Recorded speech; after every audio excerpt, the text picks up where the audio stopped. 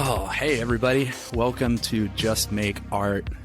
We're excited to be here with you today.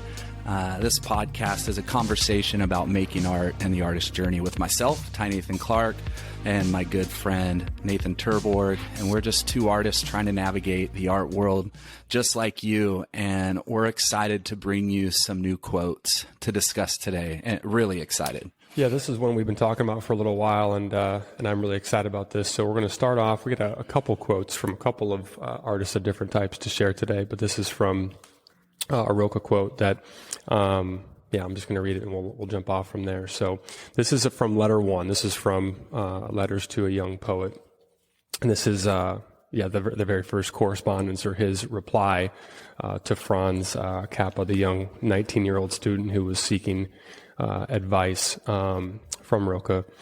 You ask in that letter if your poetry is good. You ask me. You've already asked other people. You send in your poems to magazines. You compare them to other poems. You are upset when this or that editor rejects your efforts. So now, since you've asked for my advice, here is what I want you to do. Stop all that. You are looking outward, and that, more than anything, is what you should not be doing. No one can help you or give you advice. No one. The only thing to do is go into yourself. Ty, let's talk about it. Yeah, this is, wow. Taking into context the fact that Rilke is taking the time to write 10 letters back to a young poet who went to the same military academy that he did. So they had some things in common and, a lot in common, right? So that decision of, do I continue on in the military as a career, right? Do I continue on this career, or do I jump full force into being a poet or to being an artist, what we will discuss more. And this, when you look at Rilke is one of the most famous poets and novelists from Austria in the late 1800s and early 1900s. And he's really, he's considered a modern mystic, not just a poet and a writer, but also somebody who really believed in and lived a life of solitude as well. He did have friends. He did have close correspondence. And as a poet, there's numerous incredible books that have inspired some of the greatest artists in history as well, from the Book of Hours and the Rose Window, his letters to Cezanne, I highly recommend, where he's actually writing his thoughts on the great master Cezanne's work. And, one of our favorite artists, you and I, Cy Twombly, very influenced by Rilke, and he has verses of Rilke in the majority of his work as well. And man, I'm excited to really just discuss, go inward. Let me tee you up with something. And just let me throw something at you. So this is something that I wrote down, and this is relevant to how you and I initially got to know each other, which was me participating in your mentorship program. So I wanted to talk about something related to the difference between validation, which I think the way I interpret this quote that we're discussing is his encouragement is to stop seeking out external validation. So there's a fine line between seeking out validation, which we can agree is not a healthy way to make great art or to have a healthy self-esteem in the process. But feedback is important, right? Right. So I was wondering if you could maybe talk about the difference between validation and feedback. It seems to me it's a pretty fine line, between the two. Yeah. How do we, what's the value or the negative aspect of either, and how do we kind of tell if our motivation for reaching out and asking for input from anything other than ourselves is useful. Yeah, and there's some contradicting things within this quote that we're reading as well, right? Because here is Rilke giving advice to the young poet, and here he's saying, don't listen to anybody else, just go inward, and what he's really saying, like you said, is, listen, the whole world out there, the art world, is going to be telling you what to do, right? The audience is going to be telling you what they like, what they see. And what he's really saying is, don't go looking for approval. Don't just run out there and throw everything at the wind, which this other young poet was doing. He was sending letters out to other people, and he was getting upset when his work wasn't getting accepted into, literary journals and things like that. And so he's taking all this outside information, and it's becoming resistance within his own work, and it's fighting against the true creative nature that he's going to really find in his own solitude while he's creating. And so, I deal with this on a regular basis with a lot of my mentees and artists that I work with. And it's like, it's so easy to compare and allow that comparison to tell you what you should be creating and how you should create, rather than really spending that time in the studio developing who you are in your work and how you do it, and then put your work out there, right? Yeah. Yeah. And I think, so I was thinking even in terms of, or whatever, to put this in more modern terms, you think about the immediacy of the modern age. I could make something today and post it and get a lot or none or very little, right? Right. Plenty of positive or negative or anything, everything between, a feedback of putting things on, Instagram or wherever it might be. So it's just kind of an interesting, I think, thing to consider too, just how, we're talking about like, they had a mail correspondence, right? Letters. Right. And let's just take a moment to appreciate the craft of writing a thoughtful letter. I mean, that was one thing that he restates throughout, is I wanted to take time and I wanted to consider, my reply. So there were sometimes weeks or months, in between, correspondence, whereas today it's the DMs and texts. And, I think it's safe to say that, we're not going to see any great works of literature. They're going to come from anybody's, text threads. It's just boom, right? It's immediate, So anyway, I guess my point is, what advice would you give, or how do we navigate that? Like, there is something to be said for sharing our work and putting it out there, and but how do we sort of defend ourselves against the downside of seeking validation or what we may perceive as being negative feedback? Yeah, I mean, it's just undue pressure. I mean, there's just so much pressure today to perform and look good because of that immediacy of social media, the Instagram. I mean, I'm at fault for it. I put undue pressure on myself because of it, like in every resting moment, what artist isn't scrolling through Instagram today? You know what I mean? And it's like, why? Well, you're looking at work. You know what I mean? You're looking at who's doing what are they doing? What artists, are doing something new? What's something exciting? Oh, but then the problem is you get caught up while you're doing that and starting to compare yourself. Right. And you start looking at, oh man, why is she getting so many accolades right now? Oh, how did he pass me? Wow, her work is growing so fast. And then all of a sudden you start turning inward, right? And you're allowing all that pressure to go, you suck, you're not good enough, you don't have the education, you don't have the skills, you don't understand medium, you look too much like X or Y or Z.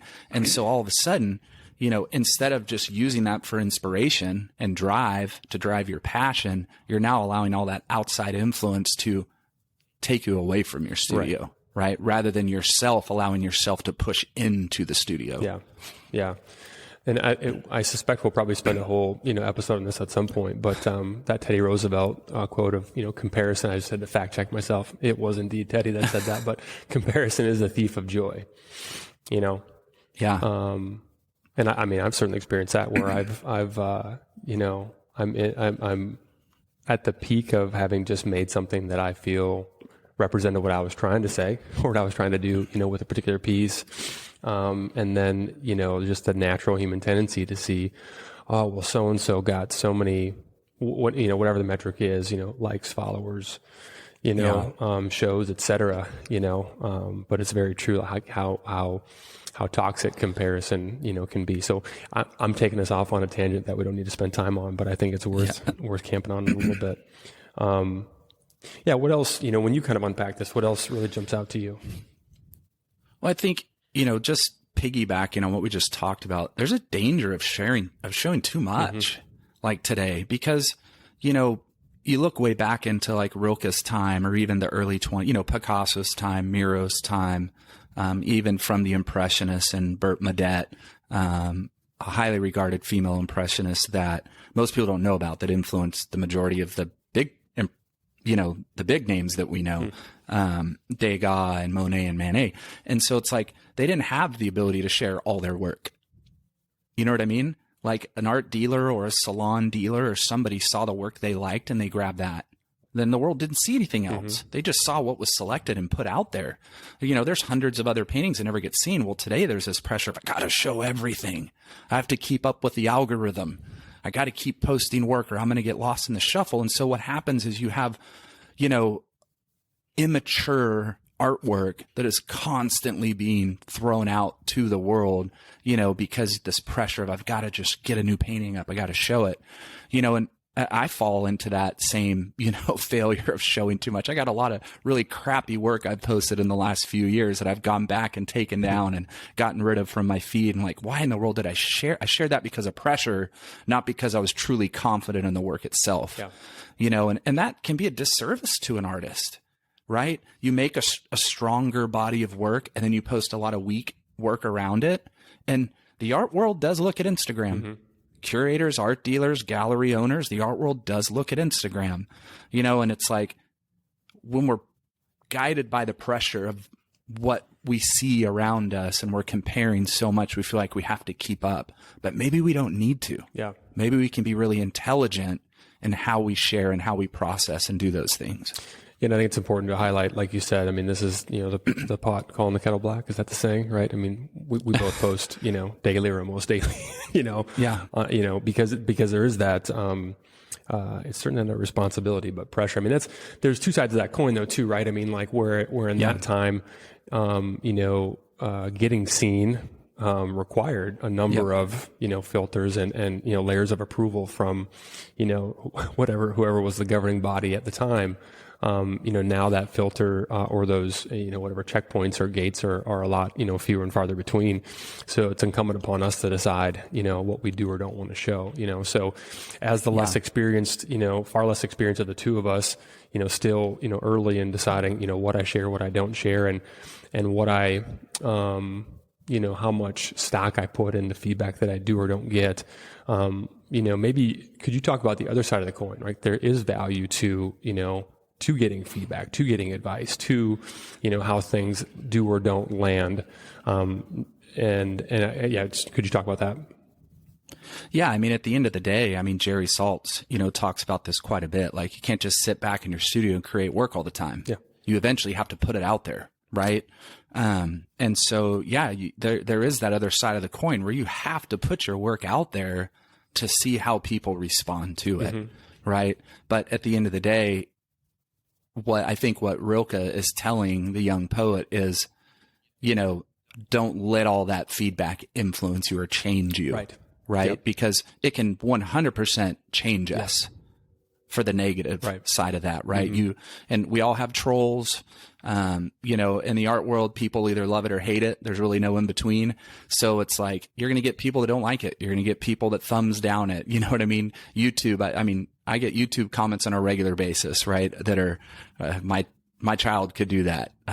You're terrible. Why are you making wallpaper? There's better wallpaper at Bed Bath & Beyond than your work. I'll just buy that. So, you're going to get those, and those things can, you know what I mean? Yeah. Man, listen, we know the stories of celebrities where social media has we have social media influence, mecca, in history for the first time, and people are taking their lives because of the pressure, right, of this. And it's like, you can allow it to inspire you and you can take grains of salt from what is coming in. But don't let it affect you in a way that just discourages your work. And like Rilke says, the only thing to do is go into yourself. We have to spend that time on ourselves as well, and thinking and learning and studying and looking at our work and just being with our work, and, put it out there, take things with a grain of salt, but listen to your artist friends more than you do just the audience. Yeah, that's huge. Well, that's a perfect segue probably into introducing, the other quote that I think dovetails really nicely into this. As we were preparing for this, we are both massive fans of Cyifford Still, and you just recently was that your first visit, by the way, to the Cyifford? Yeah, my first visit to the. Yeah, so my first visit was just this past summer. So, the biggest takeaway or thing that I wrote down when I was watching the documentary from a few years ago, Lifeline, was him saying, "Go inward. What do you have to say?"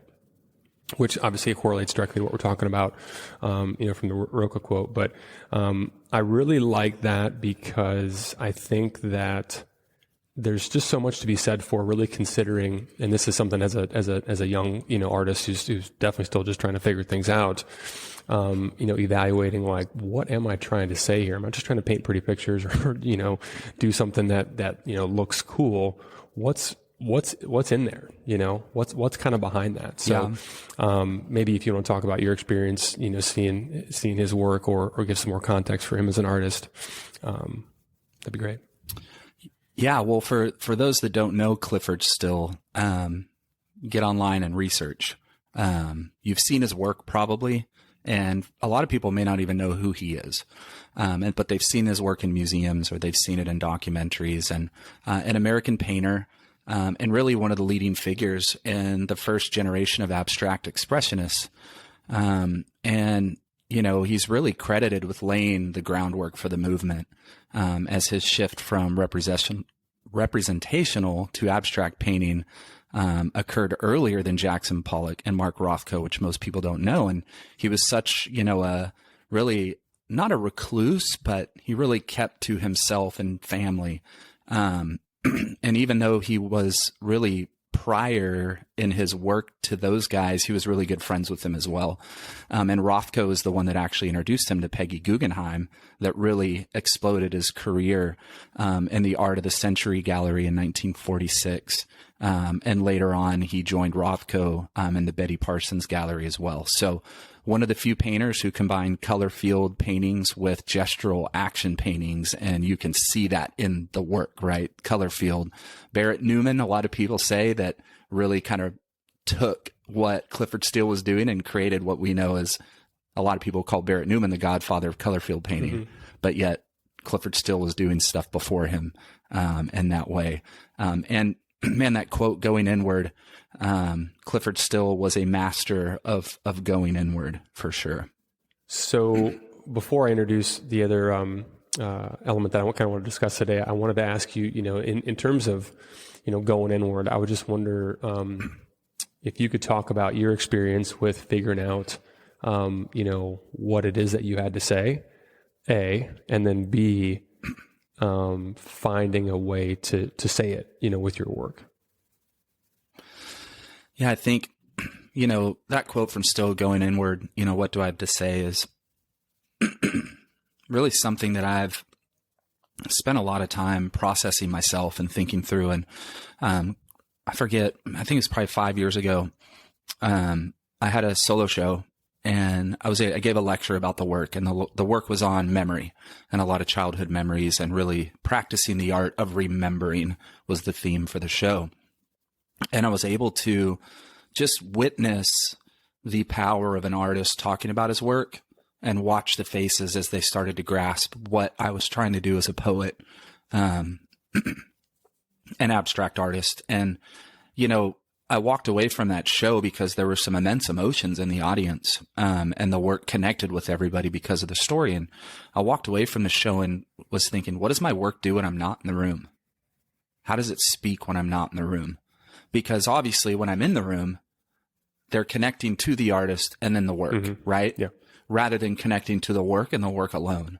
And so I really spent a lot of time asking myself, what can I do in my work to ensure that it really tells the story powerfully when I'm not there and I can't explain it, right? Because that's the end goal, right? Is finding out if we want to say something with our work, well, then the work has to say it, right? Yeah. We can't just paint and then hope, right? Like, we're always going to hope, but I put a lot of time and energy and thought in how can I do it? What textures, what mediums, what things can I add to the pieces to create story and to create these things. I sew in a lot of my work. I use cardboard and cloth and extra pieces of canvas and things to like really try to tell stories the way the way Rilke would in a poem.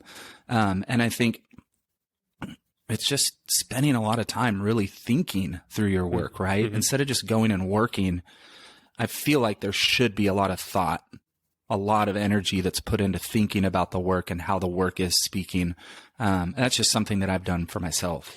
Yeah, I love that. I'm glad you brought up poetry, because that's one of the things I really dig about your process is taking, things that you've written sometimes recently and sometimes, quite some time ago. You did a series where you were revisiting poetry that you had written, 10, 15 years, 20 years previous. Yeah, that's the series right now, poems from 1995 to 2020. Yeah. So how do you, whatever, this is just a little tangent here, but I'm just curious. So how do you, as you're making work today with who you are in this moment, do you feel like you're trying to tell a story of a different person because you were a different person then?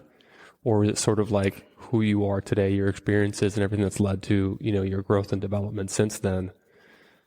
You know what I mean? I don't know if that's a question or not, but.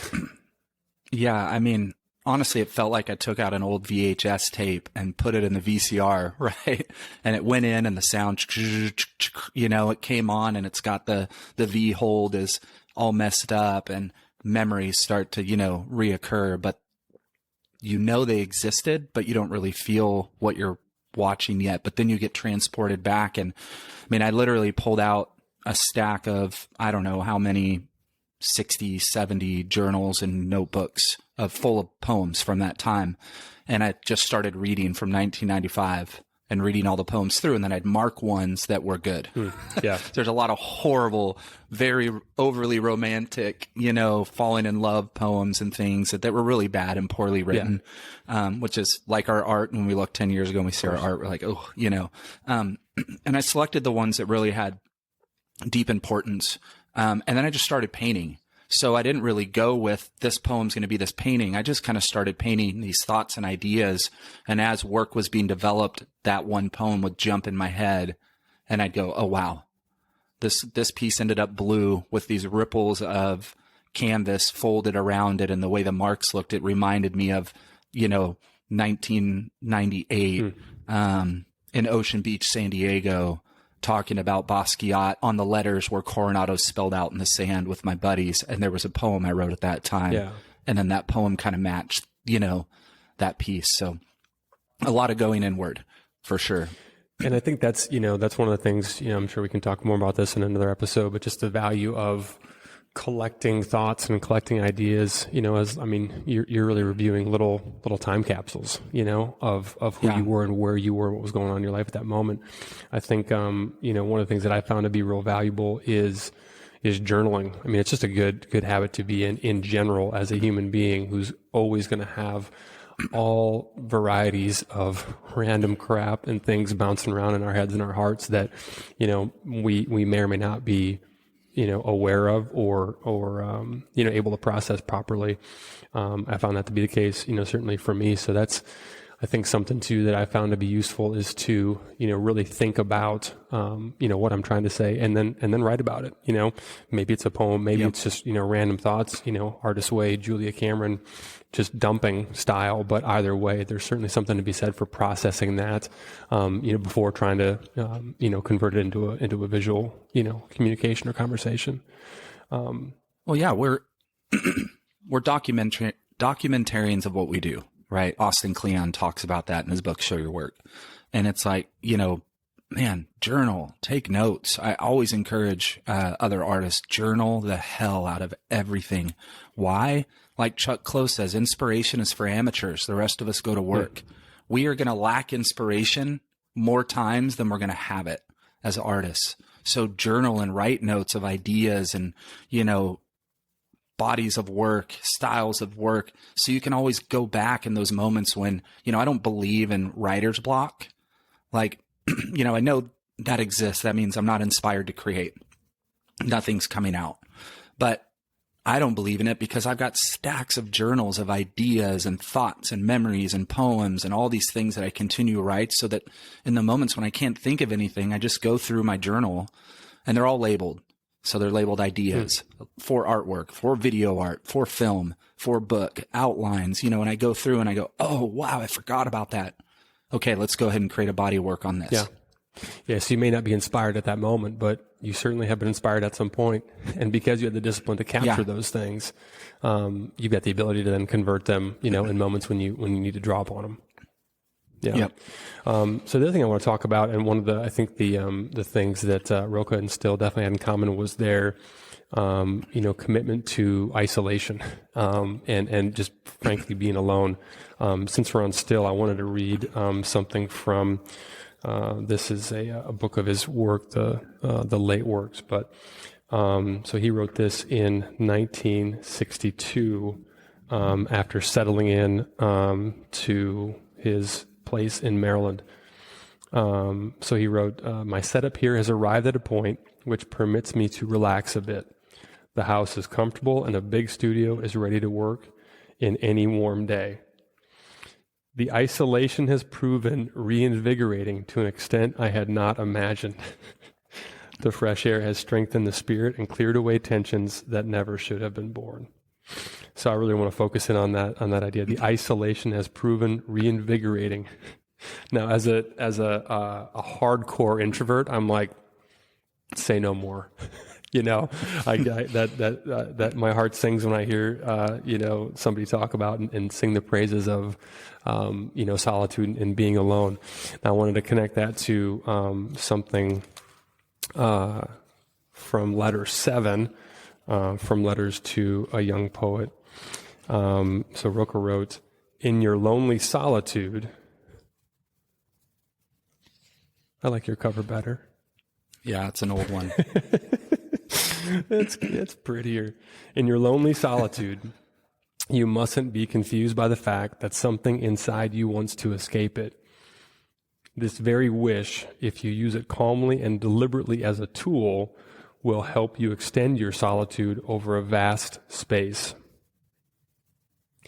Now, so here's I'm going to call myself out a little bit, and then I'm curious to hear your thoughts on this. So I have no problem, being alone. In fact, I go to great lengths to try and protect, the time that I get to be by myself, to create or do, pretty much anything else. Where I struggle, and where I really, where this one really hits home for me, is the idea of using that solitude and being in silence, right? So as comfortable as I am with physical isolation, I guess you'd call it mental isolation would be one way of putting it, but, I have a tendency to look to other inputs, right? So having the earbuds in to listen to, good stuff, right? Books, podcasts, music, whatever have you, but anytime I'm putting something in, it means I'm not listening. I'm not sitting in stillness. I'm distracting myself from, being present to whatever is going on. I guess what's your experience with that? Or what are your thoughts on any of the above? Yeah, man, this is something I talk to my artists. I call them my artists because I love you guys so much. All my men and women all over the world that have been a part of my mentorship program just mean the world to me. But this is something I talk about with them on a regular basis. You gotta find, you're going to be with yourself more than anybody as an artist. You are, period. Like, you're going to spend a lot of deep moments of isolation and solitude, especially if you're blessed enough to work as an artist full time and not have, a side job where you're your own patron working another job, or you're actually around other people. Most of us have experienced isolation in the pandemic world in the last few years as well. But artists, we're alone. Solitude. We're with ourselves a lot. Most people, to be honest, don't like themselves. You know what I mean? And so there's a lot of healing that also you need to be open to in your isolation as an artist, because when you're creating, what are you doing? You're going into the depths of your soul to make something, right? And it's like you're going to spend a lot of time thinking through things that affect you from your past life, whether parents that told you you're not good enough, siblings who are, a pain in the ass, teachers who are just jerks. You may have experienced serious trauma, addictions, all kinds of things, right? These are all things that, as you read in The War of Art from Stephen Pressfield, these things are not allowed in your studio. These things should not hamper you. These things come up from a different place. The place that you create from is pure. It's your true self. All those other things can get in and completely infect and affect what you're doing and working on in your solitude. I always tell, my mentees, when you open that door to go to create, you leave that stuff outside. They're not allowed in. They're not a part of who you are when you make art, right? It may be part of your art. It may influence what you're doing, whether it's for healing or telling stories to help others, whatever, but those things can affect you. So that solitude, we have to find time to breathe, to be silent, to listen, turn the music off in the studio and sit with your work and just listen and breathe and look. It's so, so important, not only for yourself, but just for the process of making art and listening to the art. Yeah. Yeah.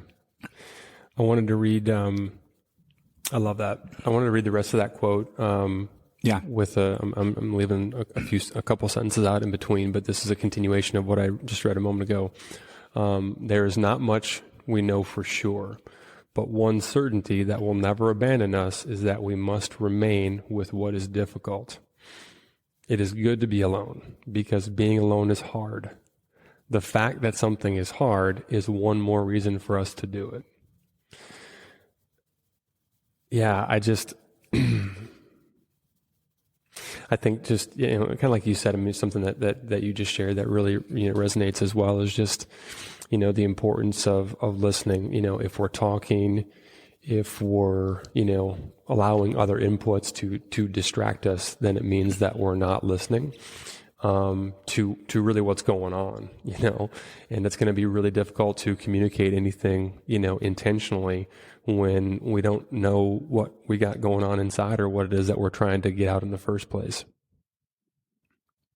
This is advice from us, right? These are things that we've learned from our own experience, right? So anything that I'm saying, I'm not saying this is how to do it. This is what I've learned has really, really worked for me as an artist and has really helped me in the studio. Because sure, there are artists that just go in and make. No thoughts about it. They just have wonderful, wonderful skills to create fantastic art. They just go in and create, but I really do think that the maturation process of an artist is learning to listen and listen to the work and really speak to it and let it speak to you. And I'm telling you, I read a lot of books, and I read a lot of artist journals from the past, and man, they all listen to the work. And they spend a lot of time, male and female, across the board, every country, every culture.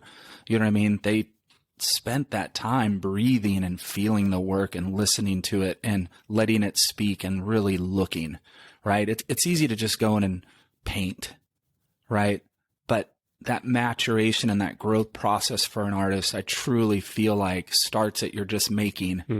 And as you grow, you learn to listen and make, talk and make, listen, look, and art informs you. That's why I always say, go look at art, go to galleries, go to museums, every chance you get. Look. Jerry Salt says, don't just look at the work you like, look at the work you hate. Yeah. Ask yourself why you hate it. Like all this time spent looking informs how you listen and how your work will also speak to you. Like that's just growing up, right? And I'm not talking age, I'm talking maturation as an artist. Yeah. That's just growing up. It's learning those things that really help you grow up. Well, that applies to what you're reading too. It's one thing just to read, and get confirmation of what you already believe to be true. But it's another thing to read things that you maybe don't disagree with or identify. All right, that doesn't disagree, forget about it, whatever. That doesn't resonate with me. Why does that not? It's the same thought process of really evaluating, what connects and what doesn't, and then using that as, potential fuel for, what it is that we want to put out into the world. That's probably a good place to end. You have anything else on this one? No, I mean, all I want to say, go to Denver, or if you're, if you have a trip to Denver, make sure to go see the Cyifford Still Museum there. It's a fabulous, I was blown away. Yeah. Incredible museum, I love when museums actually have storage open with windows so you can actually look in and see where the work is stored. I mean, it's one of my favorite things. The Broad has the areas where you can actually look in and see, the storage and stuff there in LA. But go to the Still Museum. It's fantastic. Watch Lifeline, the Cyifford Still doc. Absolutely incredible. I just want to share a fun thing is I actually put up a video from when I was at the Still Museum, and one of Cyifford Still's grandchildren sent me a message, and thanked me for putting it up because, I put Beethoven to Cyifford Still's work in the video. And she said, "You honored my grandfather so well. He was a huge Beethoven fan and would have loved seeing this video." And I was just going, what? How? Are you kidding me? How in the world? So I just had to share that because I feel like that's pretty darn cool. That is super cool. Yeah. And we should actually look and see. I don't know if we saw the same, collection, because there's no other museum like that in existence that has that high of a percentage of, and I don't know what it is. I mean, it's, 70-80% of all of his finished works. Yeah. It's insane incredible. that they own, largely because of how, specific he was in his terms and expectations of his work being shown. We won't give a spoiler away for that. You have to see the doc. That's right. I love the word distraction. That was one of my favorite quotes. I want my work to be seen without the distraction of other work. Wow. But it's something else, to be fair, like that's, when you get to experience it, it's really something else. And definitely if you haven't yet, this book is absolutely fan. I mean, there's dozens of different excerpts that we could talk about and probably will at some point down the road. So, all right, well, that will wrap up for today. And join us next time on Just Make Art. We'll see ya.